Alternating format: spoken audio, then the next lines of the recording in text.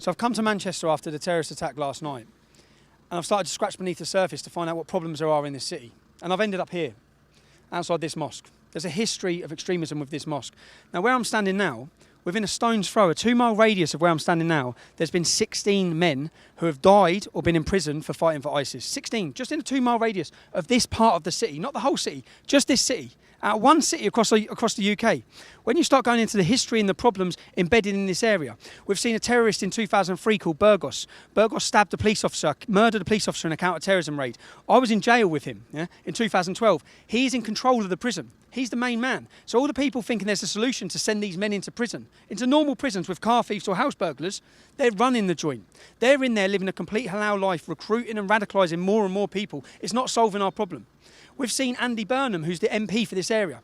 Andy Burnham is on record sitting with an extremist organisation called MEND. This organisation believe that Al-Qaeda are a myth. This is the MP. This is the mayor of Greater Manchester, who's organising a peace vigil today, works and cooperates with Islamic radicals. How can he be claiming he's going to solve the problem? The Justice Secretary for the Labour Party took £5,000. £5,000 off an Islamic radical group.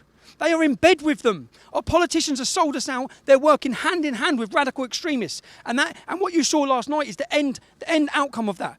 Years and years and years of radicalisation extremism that our politicians have allowed to happen, that continues to happen. And the outcome now is our children are being killed. They're being killed. If they're not being raped and destroyed in Rochdale, Rotherham, they're being butchered and maimed in city centres, outside concert halls. That's the future for our generations. It's about time people woke up. When we hear all the time the politicians say, we're all in it together, we're all in it together. 66% of British Muslims said they would not report on another Muslim joining ISIS. Why is that? Because the Qur'an says that if they side with a non-Muslim, they will end up in hell. It comes back to the ideology again. It comes back to the ideology. You have over 100,000 British Muslims who have said that suicide bombing is justified. The actions you saw last night, we have 100,000 people who think it's justified. That's 100,000 people who need to leave our country.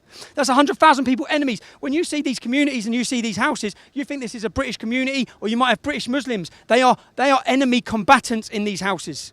In these houses are enemy combatants who want to kill you, maim you and destroy you. They want to destroy our way of life. And that's it. And that is not at any point. Again, I'm standing next to a Muslim now who's just stood and said how outraged he is by this same situation, how disgusted he is. So people are, but that is the problem is Islamic ideology, it's Islamic scripture. That is what, I've stood in the town centre today and I've listened to journalist after journalist after journalist. Not one of them has mentioned the word Islam.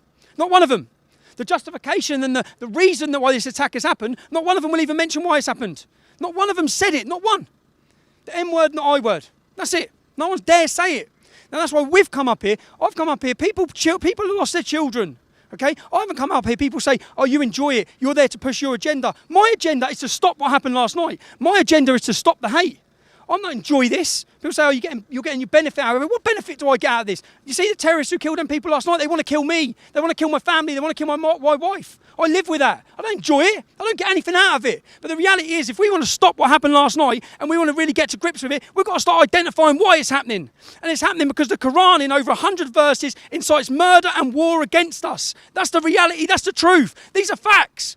Facts are not hate speech. You may not like the facts. Liberals may not like the facts. You want to blame Tommy Robinson. You want to take it out on us, like it's my fault, like I wrote the Qur'an, like I incited all these Muslims to join ISIS. We need to wake up to the threat we face. What's happened in Manchester is going to happen again across our country because our politicians are willful, saying we're all holding hands and community cohesion and diversity. No, it's not. It's not working. It will not work.